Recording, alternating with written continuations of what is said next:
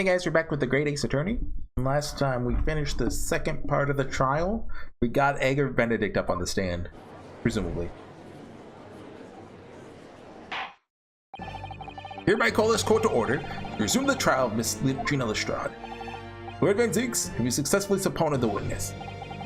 The subpoena was delivered to the communication station where the man works immediately. However, heavy rain has delayed the arrival of his carriage, it would seem. See. And we're just gonna fiddle our thumbs in the meantime. Let us turn our attention to Inspector Gregson's precis of the case heard by the court this morning. Glaring omission to the third bullet in your report is a serious blunder, Inspector. Yes, I can only apologize, my lord. Although the defense's chemical analysis of the blood at the scene makes for a compelling argument, cannot permit such untried methods to be used as evidence in my courtroom. Big mistake to cast Hurley and me. Very big mistake. I gotta write about how the judge is incompetent. He's gonna get demoted. My lord, the opponent witness has just arrived in the building. Thank you, officer. Go home to the stand without delay. Eggert Benedict, stop it. I didn't expect to be crossing paths with them again so soon. Certainly not like this.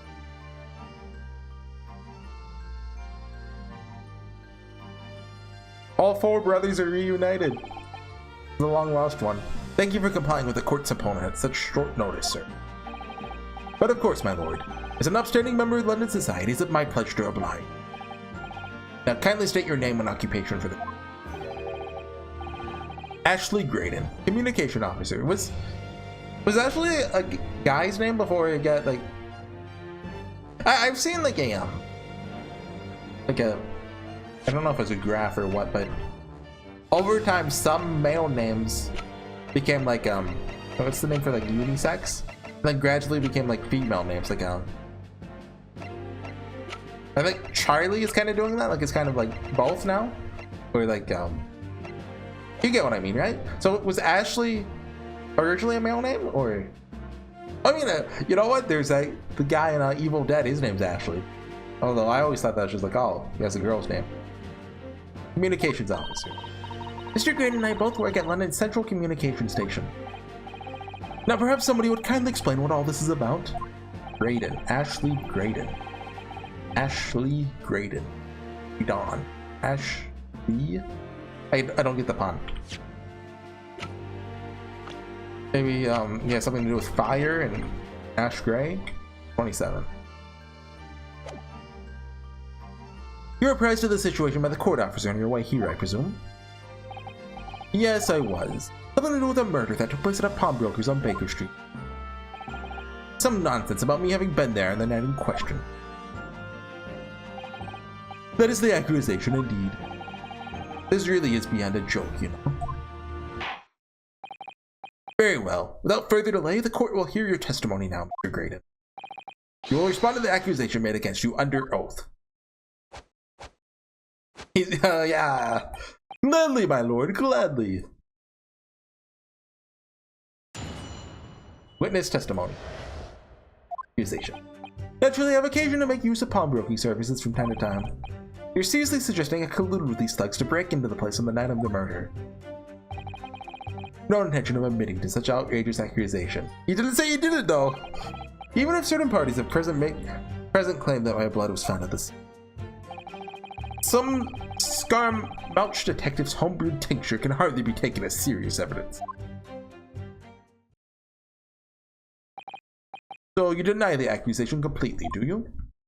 Get an alibi? Saying I'm dismayed. The highest court in the land to be swayed by this self-professed detective. It was the will of the jury. Our great British justice system demands that the jury's will is upheld. Then it would seem we have the misfortune of a most inept assembly of jurors. By golly! How long am I expected to be detained here? Just keep insulting the jury can only be good for you. Following the defense's cross-examination, your involvement in this matter has not been established. Be free to leave immediately. Good. There'll be a waiting time for afternoon tea. Remind me of someone. Some small consolation at least. Don't hold Mr. Graydon any longer than necessary. Proceed with the cross-examination. Meet again, Mr. Eggert Benedict. Or is it Mr. Graydon? My apologies. You are? Is he pretending to forget about us, or did he actually? Unosuke Naruhodo, defense lawyer. We have met. If you say so. Ashley Graydon. And Shantae. I don't speak Latin. So, I think that one's French. Oh, hello. I trust we conclude this quickly. Put it on, put it on. But I'm not holding your flashy hat while we do. Unless he has lice, then don't put it on. Wait, look in the hat. Look at, there might be something in there. It's evidence. The accusation. They have occasion to make use of pawnbroking for services. Good with these thugs to break into the place. Let's press that. You've seen these two men before. Spare? No, I don't associate with criminals. But the man who introduced himself as Eggert Benedict. Stop saying it. Who made this outlandish accusation? The young lawyer there in black. This is a farce. Whose idea was it to permit an outsider to work in a British court anyway? Well, needless to say, how about we just ask him to take his gun out so we can look at it? No intention of admitting to such. Hold it! Just that. Where were you around 1 in the morning in the night in question? Past the hour of which I normally retire. Certainly. I was not in the company of these rapscallions. Able to prove that? Objection! Hey! You don't object. Listen carefully, my learned Japanese friend. For you to appear to be under a gross misapprehension at this point. What do you mean? The witness maintained he was not at the scene of the crime. There's no obligation to prove his absence. If your accusation is that the witness was present at the scene, obligation lies with you to prove your assertion. You'll fulfill that obligation before fighting any more unreasonable questions to the witness. Stop that. I don't like that. Stop it. Wait, a silent victory wiggle. Thanks. No wiggling. Even if 30%. Okay, yeah. Blood was found at the scene of the crime. There's no question of that. Mr. Sholmes' chemical analysis is positively identified. Yeah. But am I the only human to have blood running through my veins, am I? I can be sure the blood is mine. Legally be the blood of one of these two miscreants. The individual's blood is... Or we could just... Hey, take his clothes off, look for a bullet wound. Spare me the science lesson. Who is this Sholmes character anyway? I assumed all Londoners would know. Okay, well, a renowned detective. Well, you met him! Even you are unable to bring yourself to say the great detective. A great detective, you say? Now we're in the realm of fairy tales, are we? Ooh, fairy tales. Maybe he likes fairy tales. Excuse me. You have something to say about that, Mr. Skulkin? What? Me? No, the Skulkin next to you. Grant, I've had enough to hear with this. How many times have I got to tell you? Yes, I know. You're not big bro sulky. Mr. Nash Skulkin. God, blimey, Governor. You what? Is it not the case that when Mr. Graydon just spoke, a thought went through your mind? He can think? But he can't share that thought with the court. Any thoughts? I don't have none of them. Must have been him. You what? Mr. Nash Skulkin, answer the question, please. What went through your mind when Mr. Graydon just spoke? Nothing, honest, Gov, nothing. I was just thinking. If he waves his arm around like that much more, we'll open the wound again, that's all. Okay. What wound? Oh, he took the bullet, of course. It's only 2 days ago. Ain't gonna be healed up yet. There's, well, you know, there's one for him. Okay, so he was just there. Oh, hell's bells! And I trusted these goons. Mr. Graydon, did you hear that? What? Your comrade is worried about you, it seems. On account of your injured arm. My lord. Yes, Mr. Graydon. I have no idea what these two wretches are talking about. Certainly, shouldn't be expected to answer anything in relation to their mindless insinuations. We know that someone other than the victim was hit by a bullet at the scene of the crime 2 nights ago. The height of the bullet? Yeah. I missed the line, but we get what he's talking about. Perhaps you'd allow the court official to examine your arm, sir? The left arm you're currently clasping with your right hand, as if in pain. Actually, he's faking it. It's his right arm. No, I refuse. You have shown no evidence whatsoever that links me to these common things. They just said so.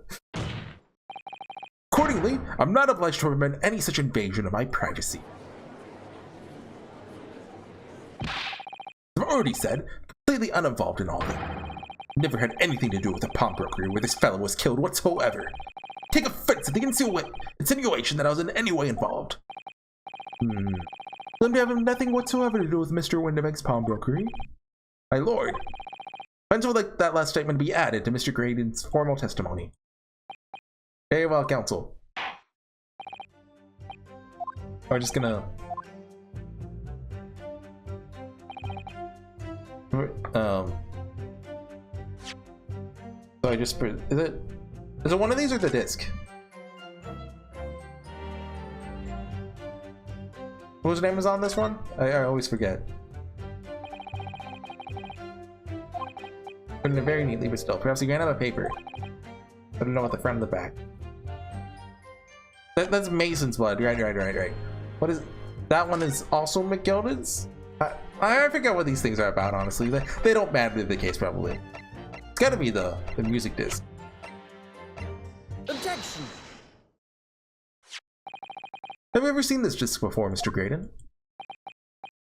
Why? Is it supposed to mean something? Wait, the guy who... Well, I don't know if he arrested you. The guy who saw you holding a gun to me is right there. This was until the day of his murder in pawn in Mr. Windibank's shop, redeemed by the defendant, Mr. Gina Lestrade, that afternoon. However, somebody mysteriously appeared to try to take it from her. And that somebody was you, of course, wasn't it, Mr. Graydon? I've reiterated numerous times now, you're mistaken. That was not me. Never seen that disc before in my life. May have escaped your notice, but there's a small smear of blood on the disc. Yes. It's only from an abrasion of the thumb, perhaps? That's right. The surface of this disc is covered in hundreds of tiny metal bumps. In the skirmish to acquire the disc, the thumb of the person who tried to take it suffered minor lacerations. Show me your thumbs! So, while the disc bears the remnants of that skirmish in the form of the smear of blood, the thumb of the person in question must bear remnants also, in the form of a scratch. Good gracious, indeed it must! Mr. Graydon! You refuse to allow a court officer to examine your arm before. You're not going to refuse to allow us to examine your thumb? I have no doubt that it bears a small scratch consistent with the smear of blood on this disc. Oh, he never takes his gloves off. Well. Would seem I underestimated you. What is the meaning of it? Are we just going to ignore the fact that Gregson saw him there at the scene? Like, Gregson could just tell you, yeah, he was there. It's like, obviously, you know, they're not going to trust if Naruhodo says it. So you admit it now. You admit you have a scratch on your thumb from when you attempted to take the disc from the defendant. The guy was hiding his arm behind his back. Order! Order! Well, Mr. Graydon? It would appear there's been something of a misunderstanding here. I did not attempt to take the disc, as you put it, but quite the reverse. What are you trying to say? Well, okay, that is true. Gina's tried to take it from him. Quite simple, you see. The disc was mine from the outset. I imagine his arm is gonna start bleeding when he does this one time, after we present evidence. Is there some crime in taking an item that you own out of pawn? What? See, Mr. Graydon. And in this piece of evidence, my learned friend has established a link between yourself and the incident. Accordingly, you'll tell the court everything you know about this disc now. As you wish. I'm quite sure it has nothing whatsoever to do with the pawnbroker's murder.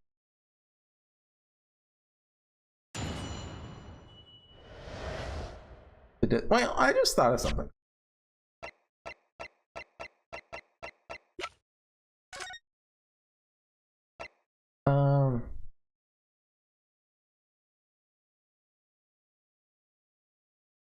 Did they ever confirm there's a bullet in Windibank?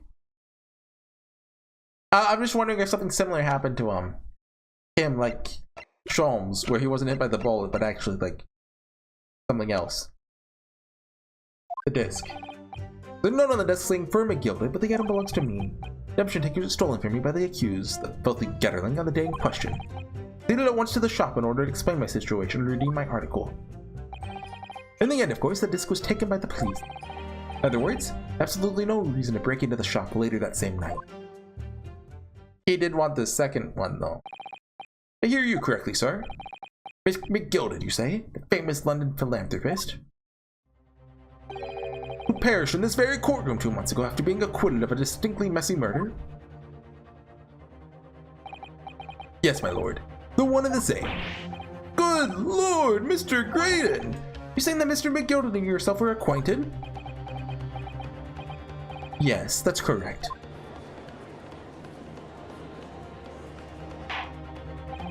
Order! Well, certainly didn't expect to hear that name uttered here in the courtroom again. According to what Gina told us, this disc was placed in pawn on the fateful night 2 months ago. Gilded himself gave instructions to deposit it at Windibanks. Bring Beppo onto the stand. Funny that Mr. Graydon here is claiming the disc belongs to him then, isn't it? In all likelihood, he's lying. So he appeared that afternoon at Windibanks in order to get his hands on McGilded's disc for some. Counsel, you commence your cross-examination.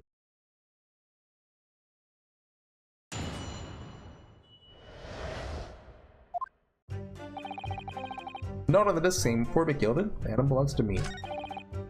You don't think it was stolen from me?" The day in question. Keep going. Did that once to the shop. This was taken by the police. Press this one. Taken by Gregson here, wasn't it? Hey, this was the very man. Is that right? Anything that has a connection to Mr. McGilded is evidence. Yeah, let's hear about that one, eh? Excuse me. I am so good at guessing. Because you see, when you see a short line in Ace Attorney, you know there's more to it. Something wrong, Inspector? Well, what do you mean? And we're probably going to bring up how there's a second disc now. And then we'll present that at the last line. Last remark Mr. Graydon made in his testimony didn't trouble you in some. No, it didn't. Nothing. Leave it alone.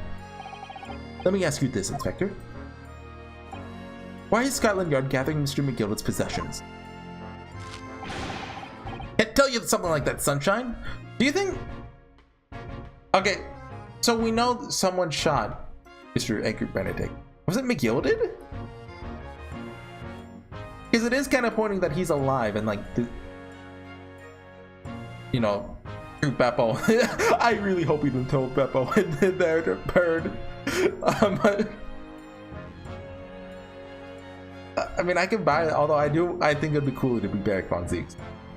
Can't tell you something like that, Sunshine. What is it, Inspector? Investigative secrets. Yes, exactly. Should know all about that. Magnus McGilded, who died so unexpectedly after his trial 2 months ago. Man renowned throughout the capital for his great contributions to public life, and yet to the dark side. Where are you going with this, von Ziegs? I suppose the police are dealing with the aftermath of his nefarious activities, are they? That's enough. Coppers like me have duties to carry out we're not at liberty to talk about. It's all you need to know. Duties conferred by Lord Strongheart, I presume. The Lord Chief Justice appears to have great faith in you, Inspector. The bottom line is, if you want to get more out of me, gonna need Lord Strongheart's paw print first. Susato, did he leave us his paw print? What's all this about? Or Strongheart was there? No, I don't... If he's gonna be an antagonist, I think he's like second game material. Like there's something going on between Gregson and Lord Van Ziegs. It would appear that the inspectors revealed all he is at liberty to reveal. Let's return to your testimony. Gladly, my lord. Did that change it? Really? That's just extra? Because we didn't get anything from that. Okay, let's just start pressing. Are you care to explain how this belongs to you? He commands a fine salary. And they exquisitely dress, sir. But don't need to make use of services provided by pawnbrokers. On his overcoat, that was way too small. The note on it that reads for McGilded. Clicked over here and unusual music box music. I first met McGilded at a gentleman's club in the city. Interested to follow. He showed my pension in that area. The disc in question Reproduction sample. Yeah. She didn't mention any of that in her testimony 2 months ago, did she? Ms. McGill threatened her to keep her mouth shut. We dig too deeply here and expose Gina's perjury. Well, I mean, look, she can go to jail for like a couple months. Oh dear, this is complicated, isn't it? Leave it alone. I mean, I'd say most people would agree jail for a couple months is better than dying. Hold it! Although I don't know what British jails are like. You're saying that she lifted the ticket from your pocket or bag? That's right, despite being mindful of danger, walking in an insalubrious area, her kind frequent. Salubrious. So the Shard did no such thing. No proof of it, but of course you would take that stand. Girls are a regular offender. Came that day prepared with all the information you needed to identify the defect. You're looking for her, and you brought to Windibanks. It'd be really nice if Sholmes was here. Get your hands on Mr. McGilda's disc. My learned friend is a veritable font of nonsense. Nonsense? It kind of feels like with this bit that we could have just skipped the entire, like, Sholmes' reasoning spectacular. Counsel, you'll refrain from conjecturing in this way. Is that clear? Yes, my lord. Continue with my testimony. Proceeded to the shop. Hold it! This might be one we have to press everything and then an auto go resumes. Been to Windibanks before. When you notice the pickpocket taking your ticket, you chased her. Did the pawnbroker at once in order to reclaim my coat before the thief could. Trying to recover what was rightfully mine in the first place. This was taken by the police. Okay, let's press this. Hold it! If that doesn't work, we have to present something. Perhaps you'd seen something of value among the forfeited items. Not at all. Oh. Every article on the shelf is common or garden bricked up rock. Brick up rock? What? Broke into the shop later that day in order to recover the disc. You've not been listening, man. I wanted to recover the disc. I recall that it had been seized by the police that afternoon. No more in the shop that night than I. There's nothing in McGilda's left in the shop that night. And, oh, we present the ticket! I get it, I get it. I guess, was that, on that fourth one, is that just completely optional? That's weird. No reason to break into the shop for this. The one on the 13th. Objection! This disc was deposited at Windibanks on Magnus McGilda's instructions. You knew that. You went there with the intention of obtaining it yourself. Objection!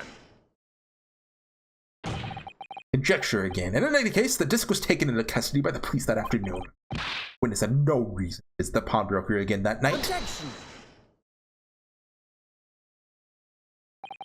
Sorry, my learned friend. Oh, but that's not true. What? Mr. McGilda had another article on pawn at Windibanks. As this second pawnbroker's ticket proves. Ah! There were 2 articles belonging to Mr. McGilda in Windibanks pawnbrokery, but the reason you broke into the shop that night was to recover the second one. Together with your 2 accomplices, the Skulkin brothers. Ah! This is the second ticket, is it? What had the man deposited? The article description reads, 1 small box. Rather vague description, it seems to me.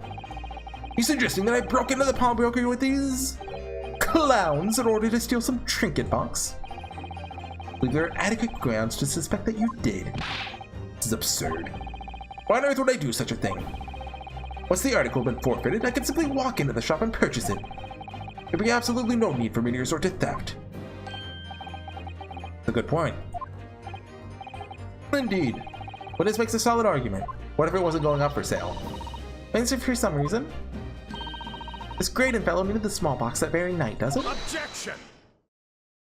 It's time to put an end to this nonsense, my lord. Could you be a little less cryptic, Lord Van Zeeks? I do hate to ruin my learned friend's argument, but the truth is quite uncontrovertible. The night in question, no small box was taken from Windibanks pawnbroker. Rest assured, prosecution can prove it. Do they have it? What? Oh no, not the organ. Don't start playing the organ. Good gracious! Inspector, show the photographic prints to the court. Please. Yes, sir! The prints. Prints are taken from one of the detective's security cameras. These are in the recorder again. Previously explained using this plan. Can we just see them all at this point? Like we brought up a lot of them. Using this plan of the shop layout. The victim's establishment was furnished with automatic cameras in 2 locations. One was set to capture the counter when Mr. Winderbank received his customers. The other was set to capture the shelves on which the articles were placed on for sale once forfeited. According to the information on this ticket, the small box had been forfeited already. 2 days before the incident, 9 p.m. on 13th of April. Nice. These would have been on the shelves of forfeited items in the shop front. What I have here is this print taken by one of the cameras about 2 hours before the incident. 11 p.m. on the 15th of April. Victim clearly had a full shop, it would appear. Then here we have another print. Just hit my desk. Okay, it was in this box, this blue one. He just took it out. He left the box there. I see. Wait, stereoscope guy, help us out! Stereoscope guy! The blue box moved a little bit, didn't it? 2 pictures to compare. Did it? I'm not looking cross-eyed, I'm just looking normally. I'm trying to look cross-eyed right now.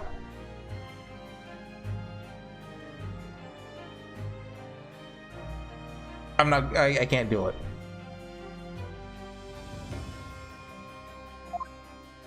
Can I present the stereoscope?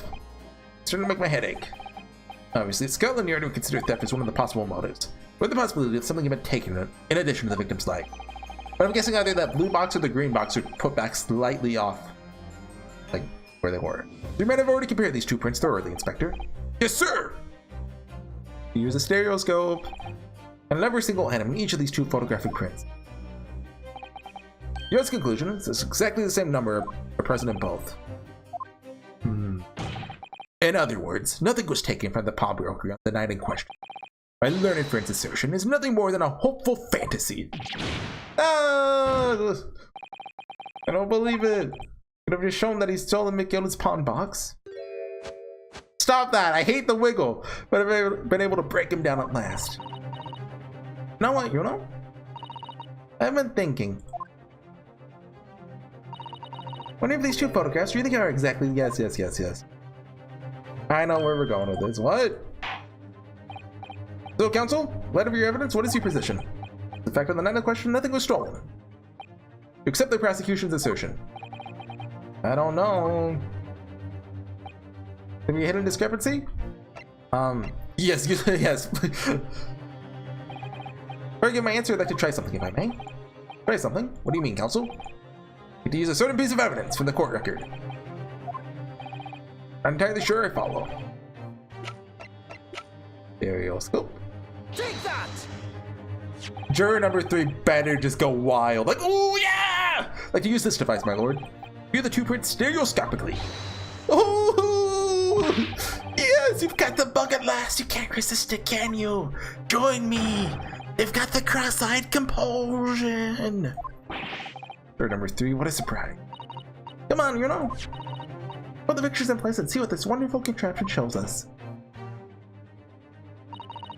There we go. Look at the eyepiece. Oh yeah, it's that one. Wasn't sure at first, but clear discrepancy between these 2 prints. What? Must identify the location in question for the court. I wonder where it is.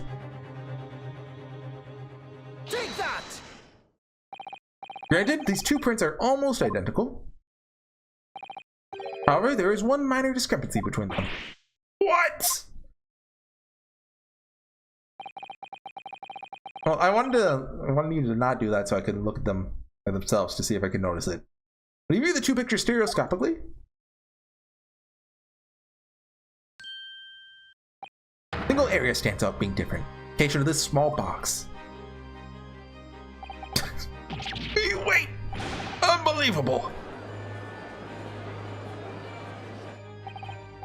Stop it! Like, Jove, you're right. How extraordinary. This tells us it's very simple. Mr. McGillicud's small box was indeed not stolen from Windibanks on the question. There can be no doubt. Somebody picked up this particular box and returned it to its place on the shelves. Christian, the small box originally deposited by Mr. McGillicud is in fact... Yes! The very same small box I just identified in those photographic prints.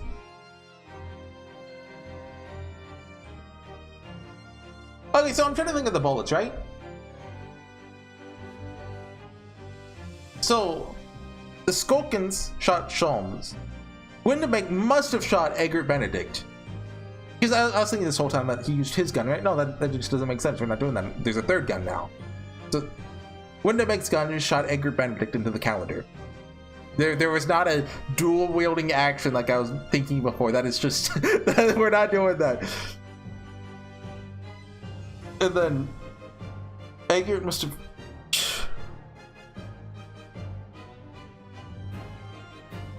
Okay, hold on. Let's get the map out. So Eggert, you see my mouse, right? You see my mouse? Okay, look, Eggert was standing up along this wall somewhere right here, right? Oh, not right here. It'd have to be here. And then, which is not where the box was. The Windibank shoots him in the shoulder or something. Then he runs back and then he gives chase and shoots him? Is it really that simple?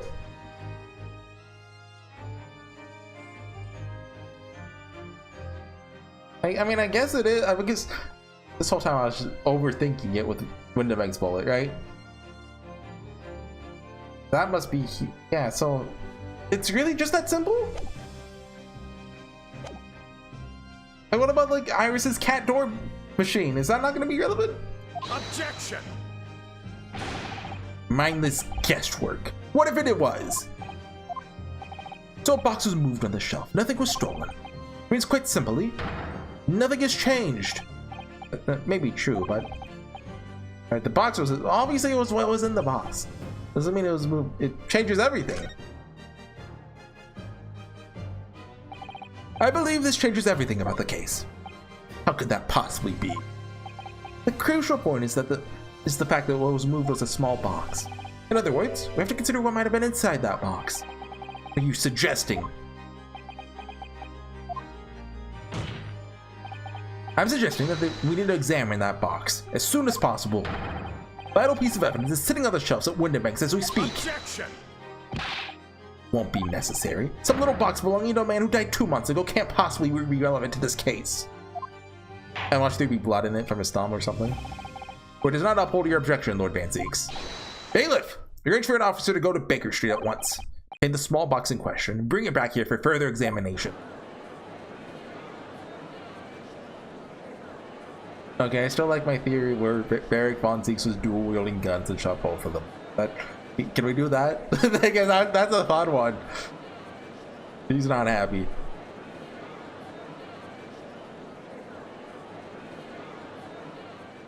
Having a staring contest.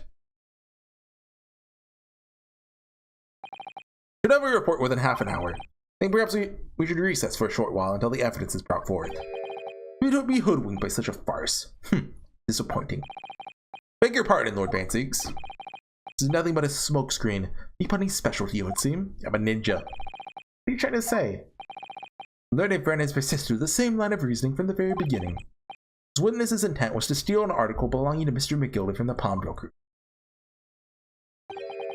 The common sense tells us that none of the articles have value enough to be worth stealing in the first place. Exactly. It would be beyond absurd to break into the place for the purpose of stealing such commonplace property.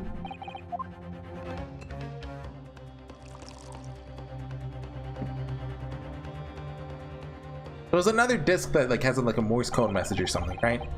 Your lordship recalls Mr. McGillicud perished 2 months ago, immediately after the conclusion of his trial. Found which he was found not guilty.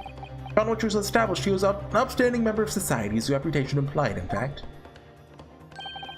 I propose a toast to my learned friend and his most insightful defense. The articles this upstanding member of society pawned were entirely ordinary. black overcoat that just happened to have a music box disc in one of its pockets. A small box. I assure you, I wouldn't accept even if the man tried to make a gift of such things to me. You know, that doesn't make a lot of sense. Doesn't if it was gold or jewels, was it? Can't deposit cash in a pawnbroker, but certain of that. Prosecution's argument is undeniably compelling. It is incumbent on the defense now to bolster its argument. Or we're gonna just wait. To explain what possible significance these commonplace articles pawned by this fine citizen could have. Well, counsel, is your argument in fact demonstrable? Able to show proof that the disc or the box are in any tangible way related to this case? What's the matter, you know? We know that they're related, don't we? They're both vital pieces of evidence. Yes, of course, you and I both know that. We know McGilda's true character. We know the disc is significant, even if we don't know why. Explain that all to the court at this point. I have to acknowledge that McGilda's acquittal 2 months ago was a mistake. Fence's argument was flawed, based on false information. Oh no! That would mean admitting that Gina committed perjury. And just do it! But Ginny, maybe that Van Six knows? Is that why he's doing this now? Does he anticipate everything? Maybe. This could be a great opportunity for us. Sorry? What do you mean, Iris? Well, what is it you always say, you know? Sooner or later, the truth comes out. Every time. Alright, the exact significance of the things that McGilda deposited with Mr. Windibank, something that only Gina can explain to the court. If I put her on the stand to testify about that, critically damage her chances of winning this case. Good. What's the right thing to do here? Yeah, just leave it. You know, it's fine. My lord, the defense would like to make a proposal. Oh? What proposal, counsel? While the court awaits their arrival at Mr. McGilda's small box, I'd like to call the defendant, Miss Gina Lestrade, to the witness stand. The defendant? To what end? To do with the various articles deposited at Windibanks by Mr. McGilda, my lord. Miss Lestrade has information relating to them. I believe it would be beneficial for the court to hear what she has to say. We'll prove the significance of the articles in question once and for all. Well, well, things are becoming interesting. Assume you've considered the implications of the testimony you're proposing. In particular, the impact that you'll have on the accused's standing, and indeed your own. I have. Lord Van Zix, can you explain with that last remark? The prosecution accepts the defense's proposal. Move to interrupt the cross-examination of the current witness, hear from the accused herself. Very well, if you have no objection.